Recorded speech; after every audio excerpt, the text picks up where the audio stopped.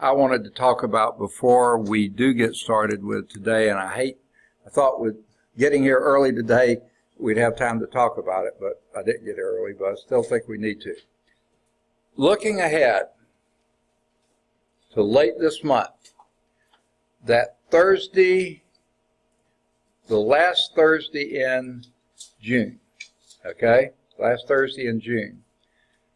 My wife and I need to head over to Georgia, and if we wait till after this class, it's going to put us really, really late getting there. So I was wondering, would y'all be agreeable to the 3 classes before that, the Tuesday and the Tuesday-Thursday of the week before that, to let this class go an extra half hour, go until, let's see, it goes 4 to 5:30, go until 6, those 3 days, and that way we'll make up the hour and a half that we would have had and not have class on that Thursday. It's the Thursday before the weekend before the 4th of July. 4th of July falls smack on a Wednesday, so 28th, okay?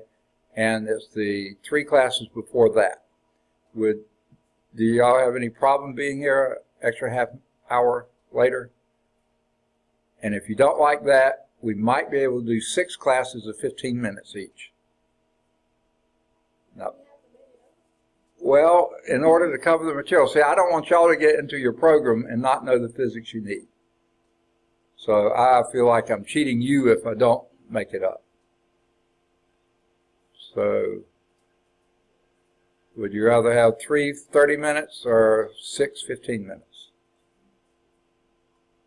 If we do the 6:15, we've got to start that pretty soon, okay?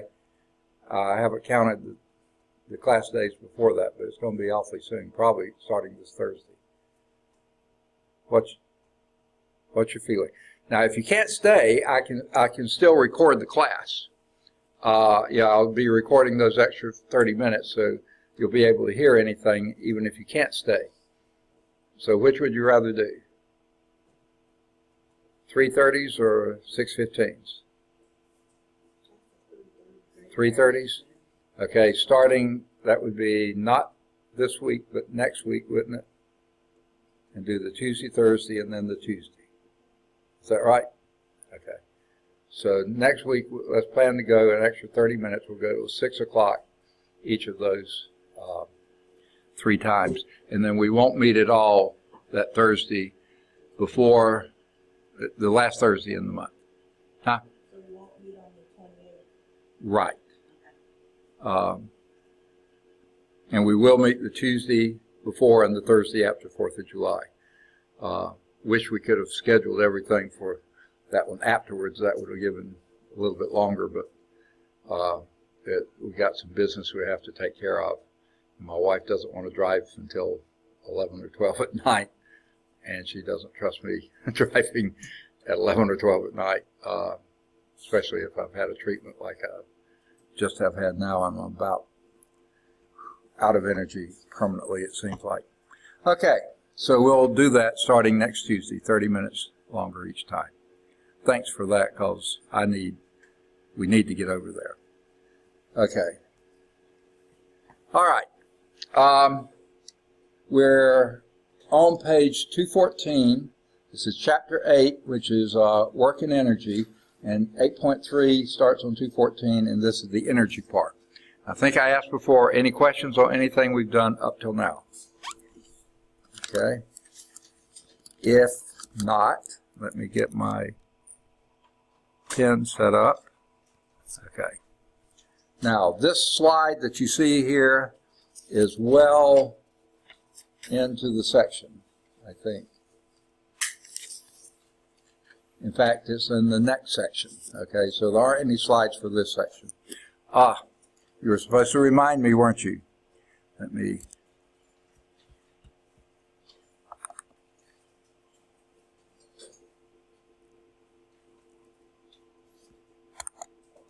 Okay. So we'll start from this slide. Okay. All right, what is energy?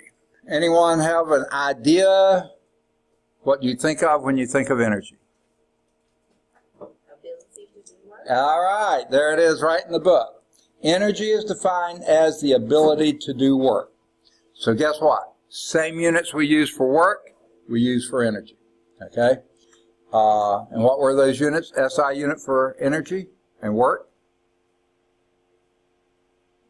Second? No, that's power. Say again? Joules. That's the SI unit. How about in the U.S. customary unit? Something else? Foot pounds. You got it. Okay. Good deal. Okay. Now, here's the problem with energy. It's a pretty simple concept. Remember, forces were vectors. Work, energy, scalars. Pretty simple, huh? The problem is energy, and by the way, energy is always, always, always conserved. Okay? Especially if you define energy big enough. So you would think it would be an easy thing to track, right? But energy can change its form, its shape, its presence and stuff like that. Okay? So it's really hard to keep up with. Okay? Now, one type of energy that let me just name a few of these. Many forms of energy. Mechanical energy. We'll talk about that next. Electrical energy. We're going to be talking about that in a future chapter. Thermal energy. We really won't talk too much about it except in the terms of how it affects these others. Fluid energies. We'll talk a little bit about that in the next chapter. Chemical energy, not that much except where it influences other. Atomic energy, now that's a place where I kind of hesitated to say energy is never is always conserved. If you include mass as a form of energy, then it's always conserved. Okay? Sound, we'll be talking about that because y'all are going to deal with sonograph. Okay? So all those are forms of energy, and that's not all. That's just a few. Just a few of the forms of energy. So let's start with the first one I mentioned, mechanical energy. Now, mechanical energy is usually made up of two different kinds of energy that we didn't mention. The first of these is called the energy of motion. And if something is in motion, there's a field of science that deals with motion. Does anyone know what that is? Kinesiology. So that's called kinetic energy. So that's one form of energy, is kinetic energy. The other is the energy of position. Okay? Do you think this chair has more energy where it is now, or is I lifted it to here? Or if I lifted it to there, where does it have more energy? I'll stick out a foot and I'll drop it from different locations. Okay? Where would it have the most energy? From the highest position. That's the energy of position. Not moving, just hanging there, okay? Less energy here, but still energy. Less there, almost no energy here, especially with respect.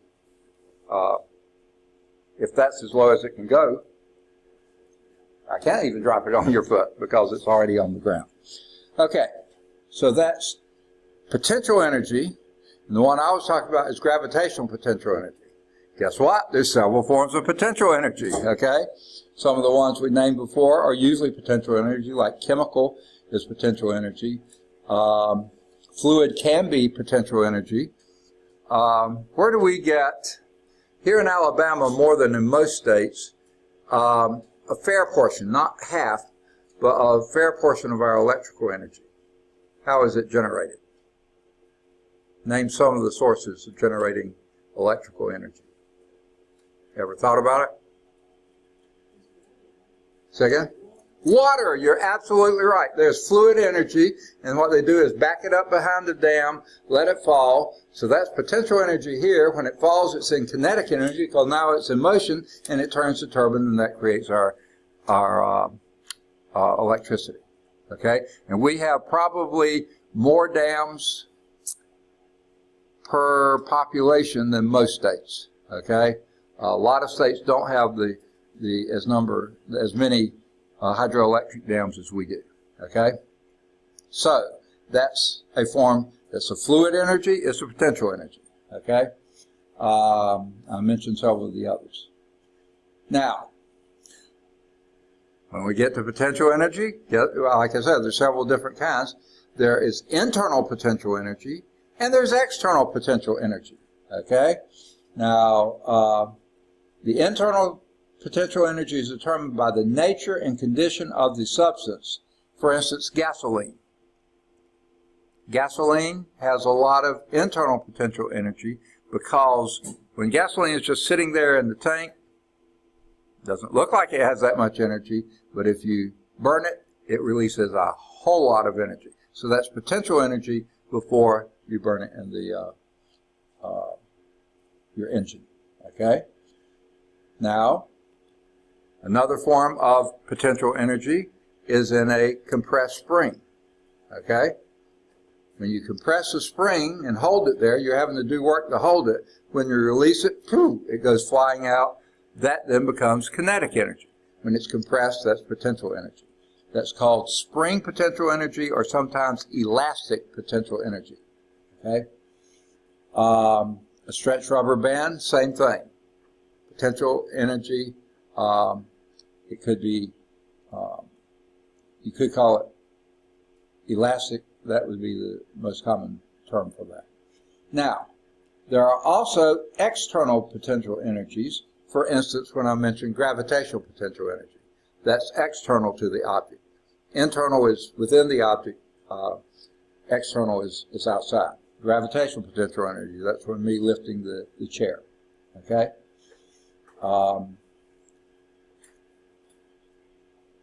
Now, back in section 8.1, we talked about the technical definition of work. Can anyone tell me what that was? Technical definition of work. Remember me digging around the rock. Has to have a force applied, and what else? Motion. Remember, I push and pull and yank and turn on the rock or push on the table there. If I don't move it, I'm not doing work. I'm exerting a force, I'm doing no work. So it's force times the displacement. Now, when I lift the chair, what is the force I'm having to exert to hold the chair up? Okay, I'm doing work, yeah, but what is the force that I'm having to exert to hold the chair up? If I had to hold the piece of paper up, that's not much. If I hold the book up, that's a lot more. What's the difference in the piece of paper and the book? They're both made out of paper. The what? Mass, which is related to standing on a scale. Weight. Weight is a force. Mass is not a force, but it is related to it. So, if you're talking about holding a chair up, that potential energy, which is also, remember, energy is the ability to do work. I do work on the chair to lift it. That means I'm adding energy to the chair, gravitational potential energy. So that energy is the weight. Can anyone remind me what the formula for weight is? Mass times the acceleration due to gravity, and then the higher I lift it, the more energy I give it. So the other variable there is height or displacement, S, whatever you want to call it. There is, for gravitational potential energy, gravitational potential energy, the formula is mgh. Mass times the acceleration due to gravity times the height. It doesn't matter if I can move the chair across the floor that way. I haven't increased its gravitational potential energy. It's only when I go vertical that I do. Now, this book calls this E sub P. I don't really care for that much because that means potential energy. Well, that's potential energy of something being lifted. There's potential energy in gasoline, potential energy in a spring, potential energy in lots of other things. So to call this just E sub P, that's just one form. I like to call that GPE, gravitational potential energy. Now you know exactly what I'm talking about. Acceleration due to gravity is there, and the height is there, so that's the thing. They call it E sub P, so you can use either one. Now, inherent in that is the concept of the height. Where do we measure the height from? Well, my handy definition is from as low as the object can go in that particular situation. So let's say we were up on the second floor. This doesn't work as well from this floor, but let's say we were up on the second floor. Okay? And the chair sitting here, if as low as the chair can go in our particular situation is the floor. In fact, let me not do the chair. It's too hard to lift. Let me do my book. Okay? Now, I just picked it off the table. If the table is as low as it can go, that could be my zero reference point, zero reference level. Okay? So I can lift it from there. I'm adding gravitational potential energy the more I lift it, right? But if the floor is as low as it can go, then that should be my zero reference point. So the height should be measured from the floor, not from the table. But if we were up on the second floor, I could walk over to the window and hold it out of the window, then probably the ground would be my zero reference level. So in most of your gravitational potential energy problems, you have to determine, usually ahead of time, where is your zero reference level, okay? Is it the tabletop, the floor, the ground, or where? Sea level, the bottom of Death Valley, or Dead Sea? Where is it going to be? And then from there, base your problem.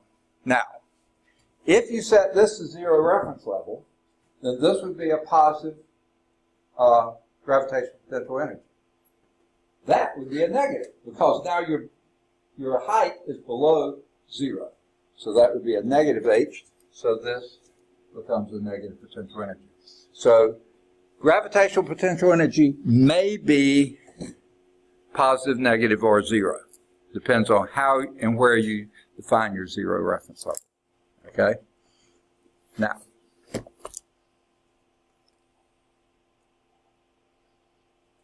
here's example 1. Let me go on. We'll leave that on there. A wrecking ball of mass 200 kilograms. So here's the mass of the wrecking ball, 200 kilograms. I believe they say that last zero is significant. It's poised 4 meters above a concrete platform. So what does that represent? 4.00 meters. What would that be in our formula up above? That would be your height, because it said above the platform. Okay? Whose top is 2 meters above the ground. Well, so this is height of the ball above the platform, and 2.00 meters is the height of the platform above the ground. Okay? Didn't know this is going to be this involved of a problem. Okay? With respect to the platform, what is the potential energy of the ball? So with respect to the platform, the GPE of the ball to platform would be what?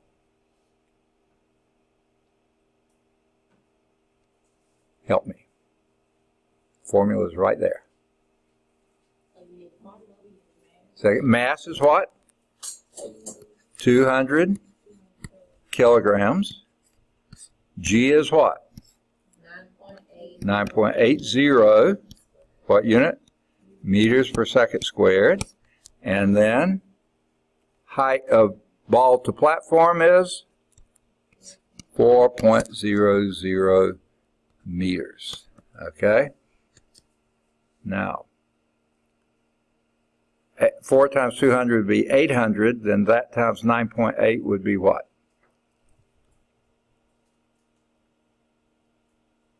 Doesn't matter the order you do them, but however you do them. Second? 7,804? Is it 40?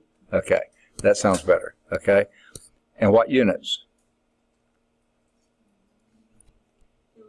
Kilogram, meter squared per second squared. What's that a measure of?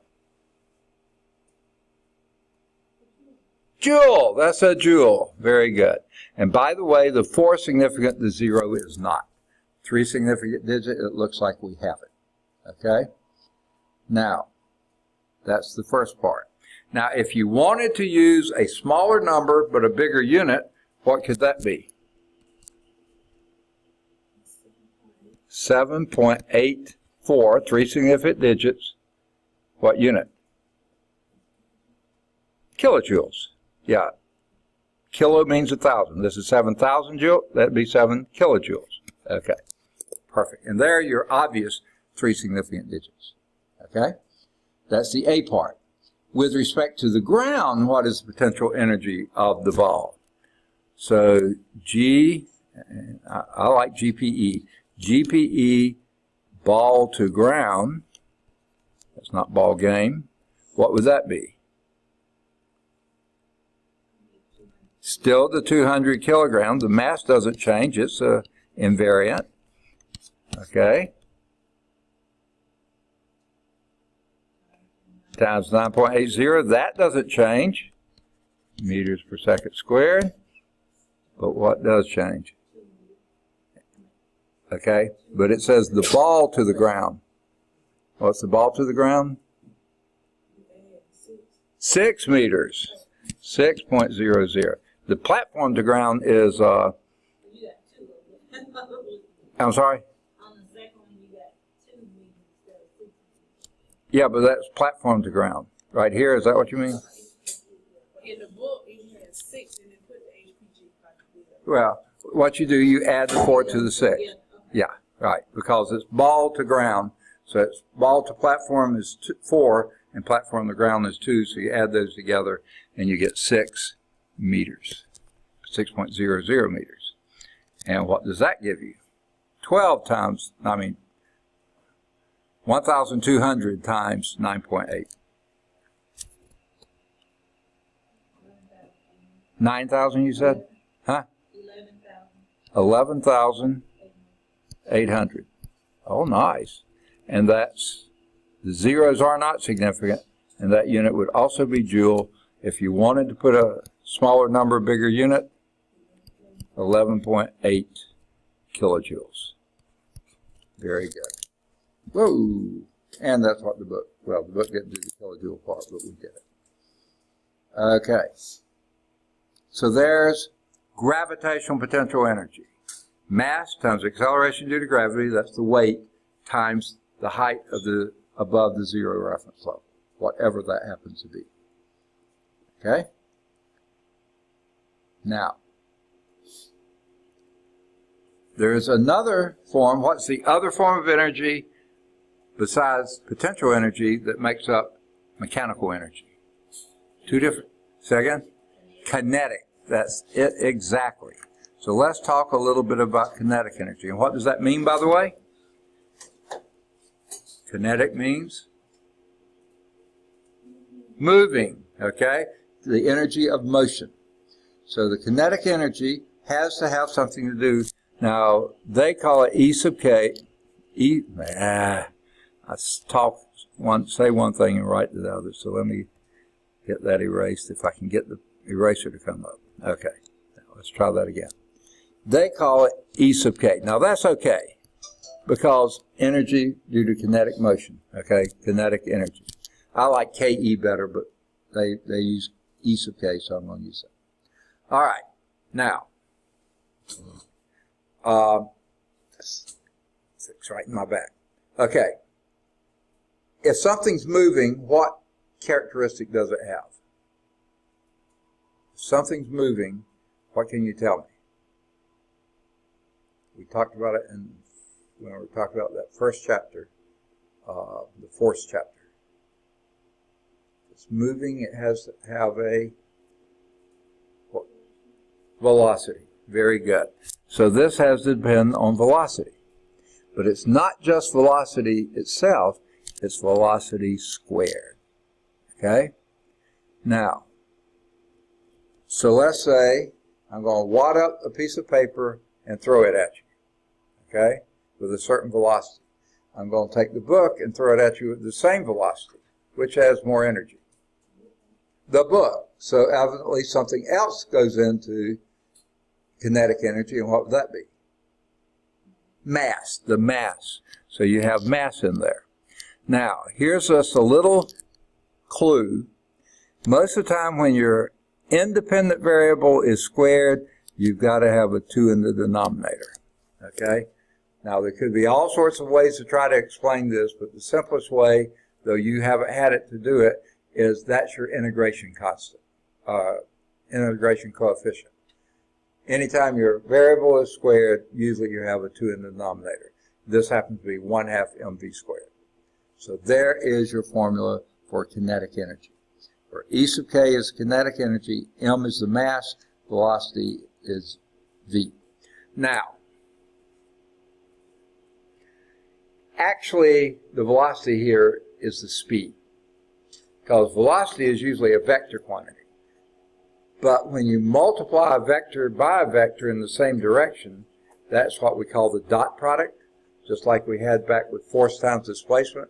In the same direction, that's a dot product, and you get a scalar out of it. So that v squared is no longer a vector quantity, it's a scalar quantity. So this energy is also scalar. We need to investigate units. So what's usually the unit for 1/2? None. There's no unit. It's a pure number. How about mass? What's the unit for that? SI unit. Kilogram. How about velocity?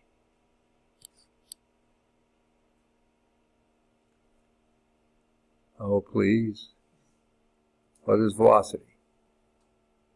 When you drove here today, what did your speedometer tell you? No, speedometer tells you speed. Speedometer, okay? Measure speed. But what units does it use? Okay, this would be meters in the SI unit, meters per second. You got it. But you're squaring that. Your speedometer usually tells you miles per hour or kilometers per hour. That's what I was getting at. So use smaller units, that's meters per second, SI units. But that would be a kilogram, meter squared, per second squared. And what's that a measure of? What's the other unit for that?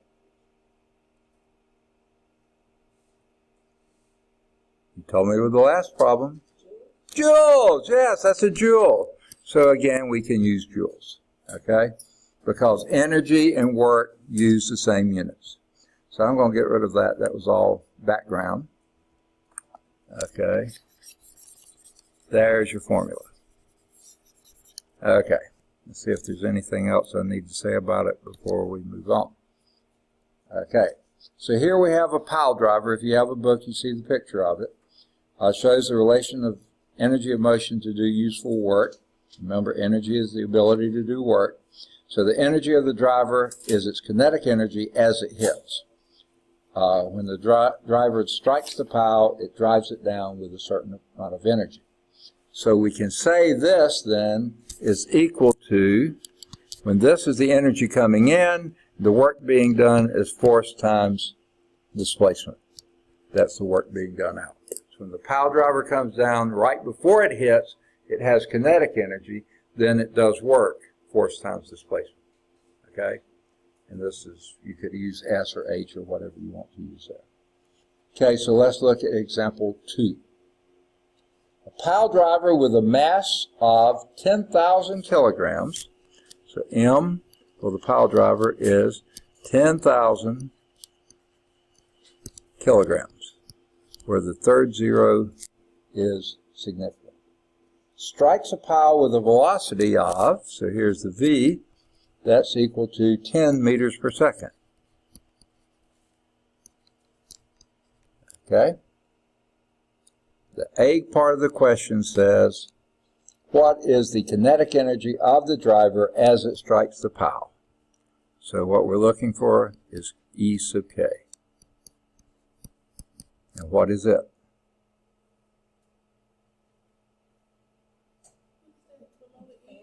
What's that? E sub k, kinetic energy. Is that what you mean? Yes. She's making fun of my writing. Okay, I'm not hurt at all though. I mean, I'm fine with it. I'm used to this. Okay, huh? K, kinetic energy. That's what it's asking for. Okay. So, but I'm not hurt. I really am not. Okay. So, what is the kinetic energy of the driver as it hits the pile? How do we figure that? 1/2 m is what? 10,000 kilograms. Okay. Times, which is 10.0. What units? Meters per second. But what do we do with it? Square it. Okay. Now, just to save some, I'm going to divide the 2 into 10,000 so I don't have to carry it around. So that's going to be 5,000. Okay. Half of 10,000 is 5,000. That moves a significant digit to the second zero there. Okay. Just like it was before. Okay, kilograms. And then what is 10 squared? 100. And all 3 of those digits are significant, so I'll put a bar over that one. But you don't just square the number, you also square the units. So that would be meters squared per second squared. Okay? Now that's not anything physical, it's just the unit squared. And then when you multiply those together, what does that give you?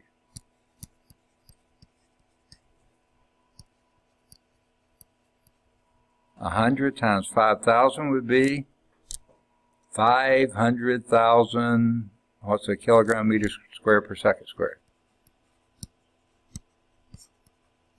What is that? A joule. Or this will be a joule. Why is joule capitalized? Jay? Because it's named after somebody, James Prescott Joule. So if I wanted a little bit smaller number but a bigger unit, what would that be? 500 kilojoules. Okay, and that's a K. Okay? Now, if I wanted even a smaller number, I'm really happy with that one, with the third zero being significant, second zero being significant. If I really wanted a smaller number, that would be 0.500.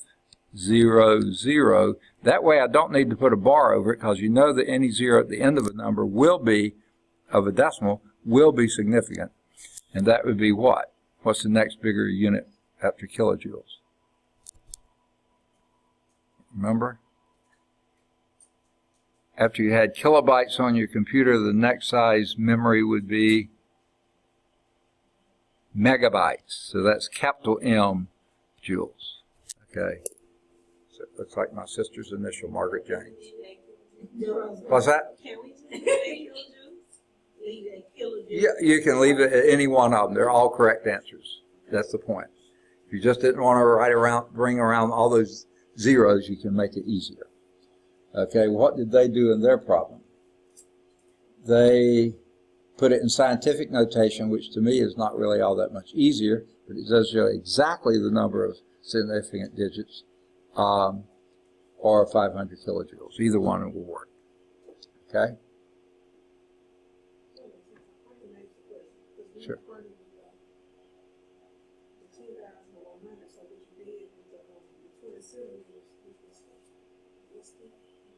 Say that again now.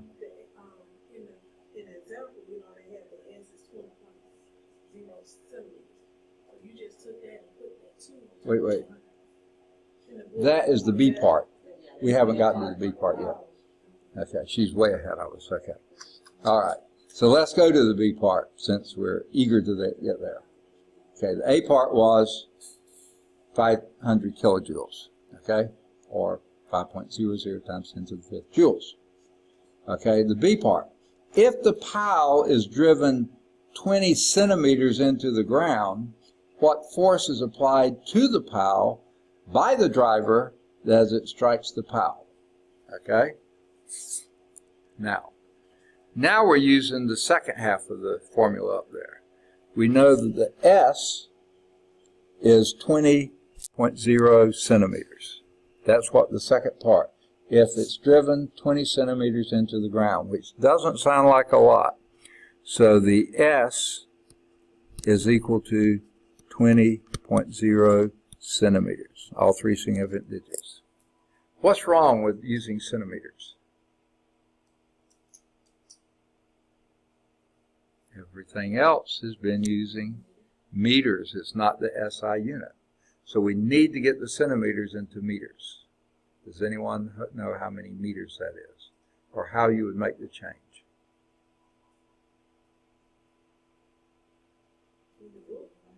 What's that? Okay, by what? Centi means? Centi means, huh? No, milli means 1,000, or kilo means 1,000. Centi means, let's see if I got one. I do. What's that? A penny, and what's it worth? One what? Cent. And how many does it make a dollar? 100. So centi means 100. This is a centi dollar, a cent, a hundredth of a dollar. So what would we need to divide by then? By 100. Very good. Here's the other way you can do it by our old train track method. Blank blank equal blank meters. Okay? Always put the units in the place first. So this blank is for numbers. Don't mess with that yet. Put the units in the place first. It's either centimeter or meter. One goes on top, one goes on bottom. You tell me what goes where. Meter on top. Centimeter on the bottom. And how many centimeters does it take to make a meter, or meters to make a centimeter? 100 centimeters or 100 cents makes a dollar, or 100 centimeters make 1 meter. You're absolutely right. So therefore we divide. And dividing by 100 just moves the decimal how many places? 2 places to the left. Sure enough, 0.200. Both those zeros are significant meters. So that is our displacement in meters now. Okay. And by the way, if you were talking about 20 cents, if you wrote that in dollars, that would be 0.20 dollars, right? So yeah, that's the same thing. Okay? Centi means 100. Okay? Now, this is my kinetic energy right here that we calculated down here, and that's equal to force times displacement. And what we're asking for is what force is applied to make it go into the ground 0.2 of a meter, 20 thousandths of a meter, 200 thousandths of a meter. So what would this be? Let's go back to the joules and set that equal to, see that's on this side, set this equal to force times displacement, and the displacement is 0.200 meters. So what do we do to get the force? We're looking for force. Say again? I don't think so, because here this thing is multiplied by force. So to get force by itself, we do divide. So divide both sides by 0.200. Divide this by 0.200. And you should have corrected me and said you didn't put your unit there. There, I put the unit there. Thanks for correcting me. Okay? Now, I use this one because it has the basic units there. So here, this meter is going to cancel out one of those meters, right? Here, everything cancels out except the force. So what is the force equal to? And this will just be magnitude of the force. If you got your calculator, divide by 2. Now, I can do it without a calculator. I'm going to move the decimal one place here, move this decimal one place there. Do 2 into 5 would be 2. Say again.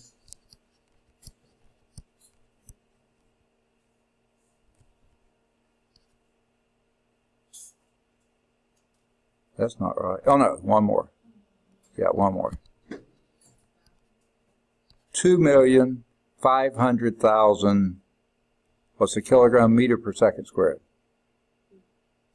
No, joules is meter squared per second squared. 2,500,000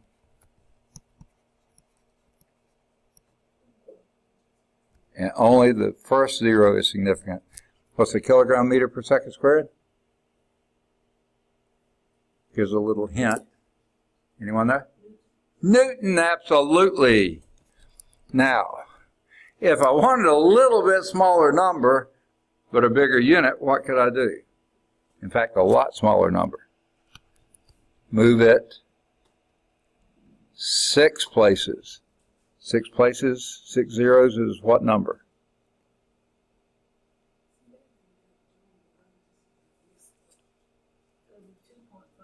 2.50. You got to have that significant digit there.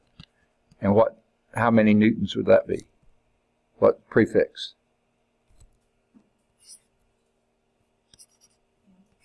Yeah, that's meganewtons, which we usually don't use, but just to get familiar with it. So somewhere in there is an N that hasn't come up yet.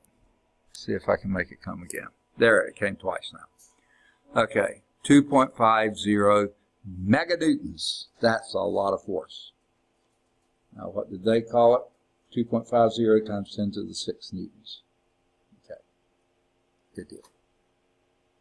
Does that make sense? Why not? Where's it losing it? Yeah. You divide 500,000 by 0.2.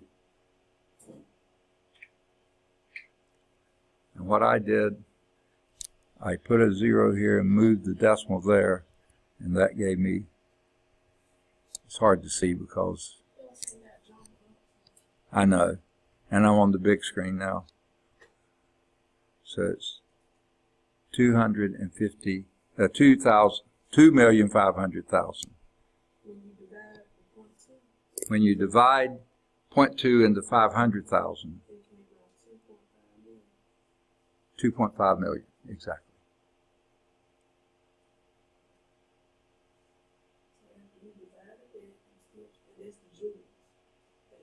The joules was 500,000 joules. And when you divide that by 0.2 meters, then it drops the joules back to being newtons. That's newtons. Because you see this meters down here canceled one of those meters out up there. And that gave you kilogram meter per second squared, which was a newton. Not bad. Okay? Does that kind of make sense? Pretty exciting stuff, isn't it? Yeah. Okay. All right. First he insults my writing, and then, okay. Okay. All right, to erase? All right. Let's erase that and move on to example 3. A 60.0 gram bullet. 60.0 grams. What's that a measure of? No, just gram. What's that measures? Mass. That's your mass. That's the mass of the bullet. Okay? It's fired from a gun with 3,150 joules of kinetic energy. So 3,150 joules is a measure of what? And what symbol do we give for that? E sub k. K, okay? All right, E sub k. Find its velocity. Ooh. How do you do that?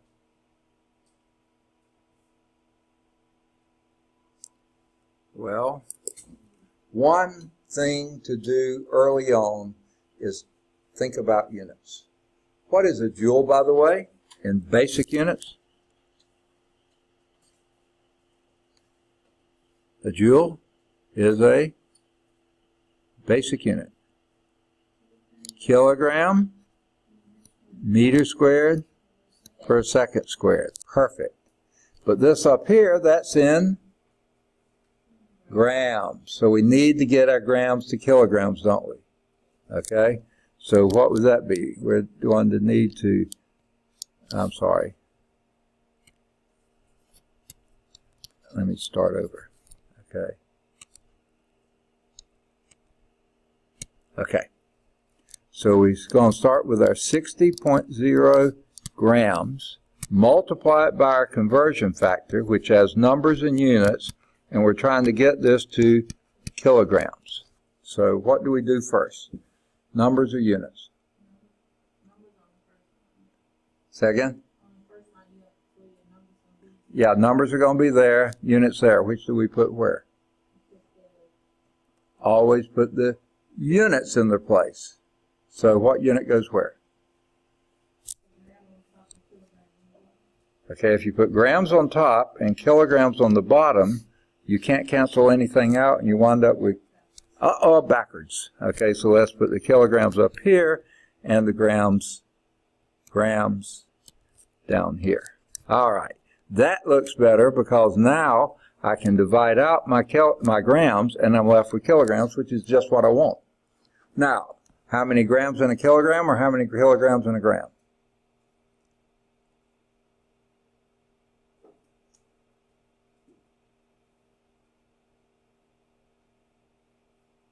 Okay, I'm glad y'all don't do street stuff, okay? You would know what a kilo was, okay? No, you don't. 1,000. Yes, 1,000 grams is 1 kilogram. Kilo means 1,000. Kilo means 1,000. Okay, so now what do we do here? Is that right? You multiply by numerators, divide by the denominators. So it's 60 divided by 1,000, which is moving the decimal how many places? 3 to which way? To the left. Okay, so that's, I'm going to put a 0 in front, 0.060 kilograms. So I don't need to put any significant, yes I do. Wait a minute. I need one more because this was good to 3 digits here. This leading 0, neither of those leading zeros are significant. Only the 6 and 2 zeros behind it are significant. So that's how much it is in kilograms. Okay? So now I've got the mass in units I want. Now what do we do with that kinetic energy? What's the formula for kinetic energy? E sub K is equal to what? 1/2 m times v squared. So we know E sub K, that's 3,150 joules, but let's put the basic units there. Kilogram meter squared per second squared. And that's equal to 1/2 the mass, and what was their mass? 0.0600 kilograms. That's why it's important to have that kilogram there. Times, what are we looking for? What is the velocity, right? Find its velocity. So that's what we're looking for, so let's leave that as just v squared. Okay? Now, there's a couple things you could do. I find it easier to just take 1/2 of this, and that would be 0.0300 kilograms. Okay? All I did was, I had the half there. I can either multiply both sides by 2 or take half of 0.006. 0.06. That's 0.03. So I'm going to do that. Okay, next thing we do, trying to isolate v.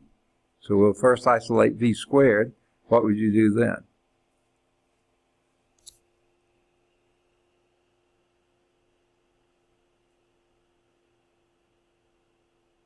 You got this multiplied by that. How do you undo that?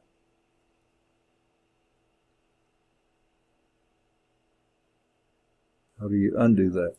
Divide by 0.0300. Now those last 2 zeros are significant, but you don't have to mess with them. To do that, I would move the decimal 2 places here, meaning I got to move that 2 places that way. Okay? Up to here. And now I just divide. 3 will go in the 3 once.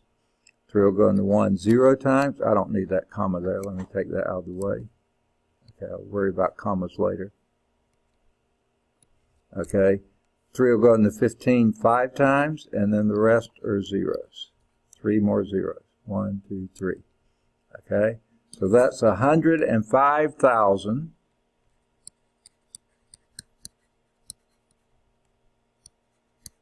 Okay. And, oh, I forgot to bring down my units here. This is kilograms here.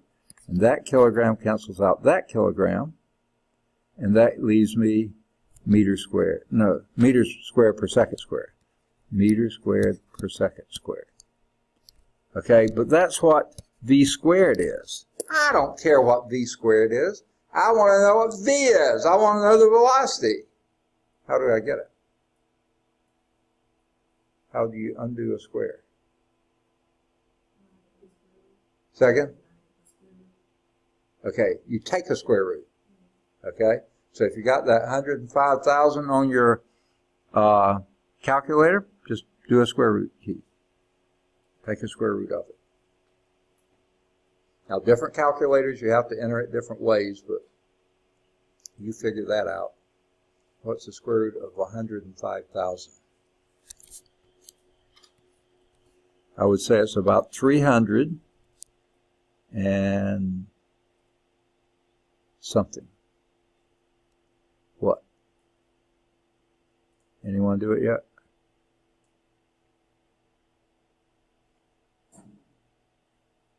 Square root of 105,000.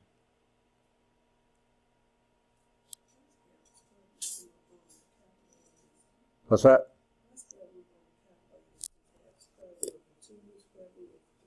Okay. It's the square root, not the cube root. Okay. Now, okay.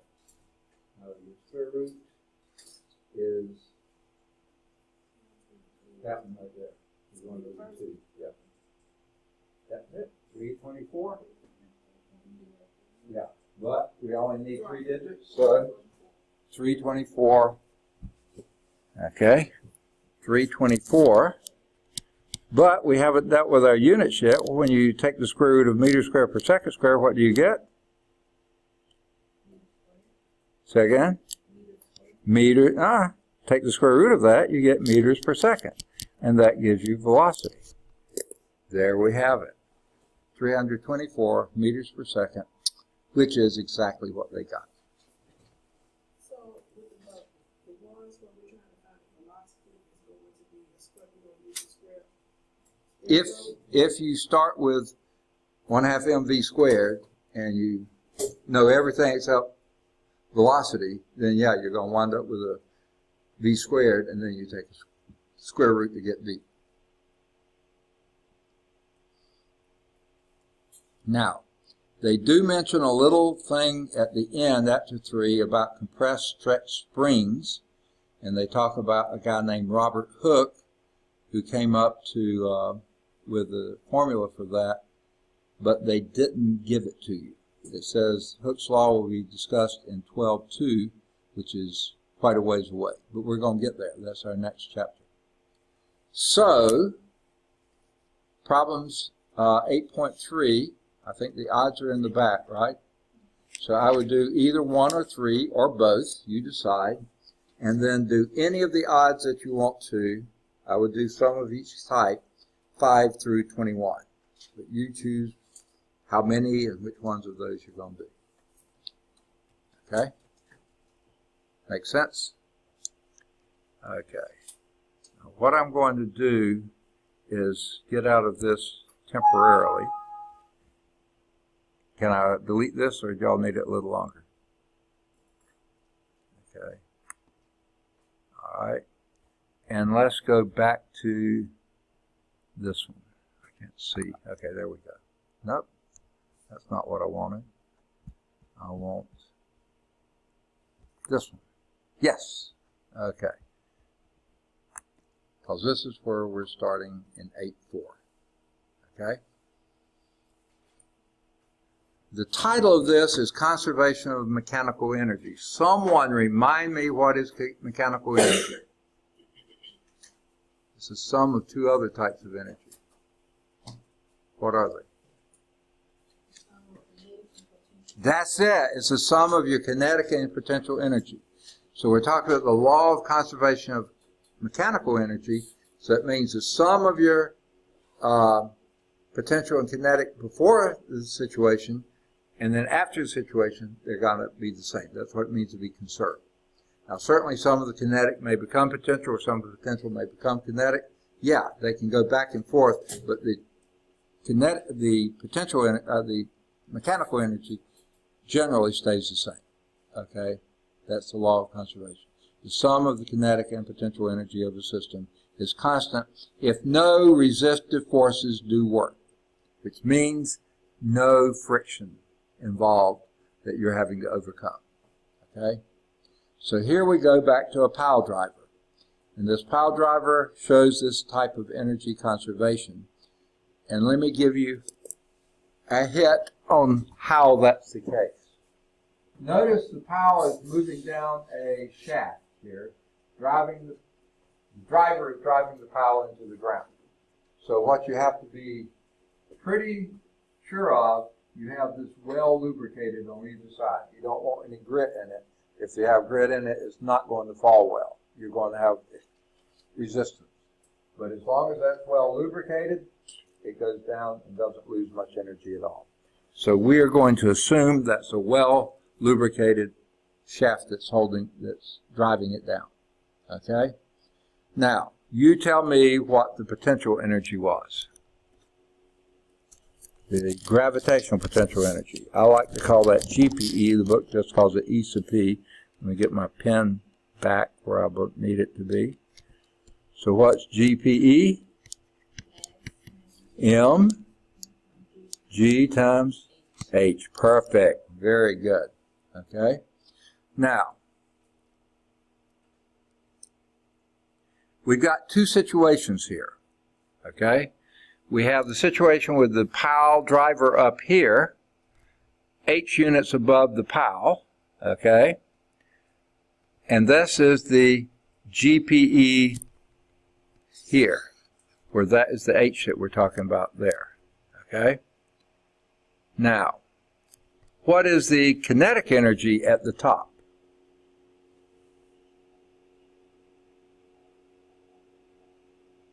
What is kinetic energy at the top? Okay. 1/2 what? E sub K normally is 1/2 mv squared. And what is the velocity at the top?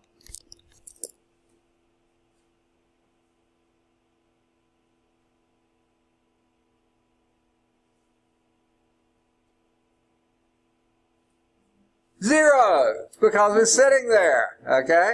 Before you release it, its velocity is 0. So the kinetic energy at the top up there, this is the GPE at the top, because your height is above that. This is 0, because you haven't released it yet. It's just hanging there, okay? So, but the potential energy is the maximum it's going to be in this problem, because that's the maximum height. When you release it, it's not going to fly up. No way. It's going to fall down. So that's the maximum potential energy you would have, gravitational potential energy. Okay? So you do release it, and when it gets down here, since that's where your H is 0 down here, your 0 reference level, what is your GPE down here? At the bottom. If your H down here is 0, GPE is 0. So what do you think the maximum kinetic energy is at the bottom? That would be whatever the GPE was at the top, because mechanical energy equals. If you can calculate the GPE at the top, knowing kinetic is 0 there, when it gets to the bottom and GPE is 0, all that, as long as you didn't have any loss going down the tube, then that's going to be kinetic energy at the bottom, without having to know its velocity, its mass, or anything else. You know what the GPE is, the kinetic energy at the bottom is. Okay? So that's what they're showing next. When it reaches the bottom, your potential energy is going to 0 at impact, and your kinetic energy is at the max. And that kinetic energy at the bottom must be what the potential energy was at the top, right? If it's at rest at the top, it has no kinetic energy, all potential. And if the mechanical energy is conserved at the bottom, then all that energy has become kinetic because you're at the 0 level for H, so you have no potential energy at the bottom. So there is a key. So let's put those two things together, okay, that GPE at the top has to equal KE at the bottom. Well, let me call it E sub K at the bottom. That's the K2, okay? That's 1/2 mv squared, okay? So set those two equal to each other, okay? So mgh equals 1/2 mv squared. Now this is gravitational at the top equals kinetic at the bottom because the opposite ones are 0 there, okay? Now, if we want to know velocity now, what would we do? Want to solve for velocity. Guess what? We don't have any numbers in here except 1/2, so we're going to have to do it all by letters. So what's the first thing we're going to do if we want to solve for the V? Tell me qualitative what's in the way. What's bothering you there? If you want the V by itself. Say again? Someone said something. What's in the way to having a naked V there? 1/2. How do you get rid of 1/2? Say again? Or multiply by 2. Multiply both sides by 2. And that gets rid of your 1/2, doesn't it? Okay. You can divide by 1/2, but easier to multiply by 2. Because 2 times 1/2 is 1. I don't mind a 1, right? But if I multiply that side by 2, I have to multiply this side by 2 as well. Okay, what else is in the way? Getting the V by itself. The M. So how do I get rid of the M? Second, divide by M. Divide this by M, divide this by M. You have to do it to both sides to be democratic about it. So here the M's go, but guess what, folks? The M's go there too. So it doesn't matter what the mass of that pile driver is, which is amazing. You would think that would make a big difference, but it really doesn't. What matters is V squared is equal to 2gh. But I really don't want to care what V squared is. I want to know what V is. So what do? How do you undo a square? Take a square root. So V is equal to the square root of 2gh. That's all, folks. And that's what's at the bottom, where V is your velocity at the bottom, not at the top, at the bottom. And that's equal to square root of 2gh. Which, by the way, though, if you put h equals 0, no, that wouldn't be right. Never mind. Okay. And what was your g? 9.80 meters per second squared, or if you use U.S. customary, it's 32.2 feet per second squared. And are y'all trying to suggest to me that it's time to leave? Oh, my goodness. How sad. Okay. Let's see, did we get enough? No, we didn't get enough to do any exercises in this section. So we'll begin next time with example 1 on page 220. And this is a very short section, so we should finish that pretty quickly. And I think what I'll do is leave off the alternative energy sections, sources. So after 8.4, which is very short, I'll have your next, in fact, I have your next test ready now, but I'll give it to you on Thursday, okay? Because y'all can't wait. You've been a day or two without a test, and you've just been dreadfully discouraged, okay? Good deal. Any questions? All right. Can I go on and shut it down, or will there be questions you want it on for? Huh? Okay. Yeah. Okay. All right. So go on and turn this off, or do you want it on a little longer? All right. Good deal. Thank you.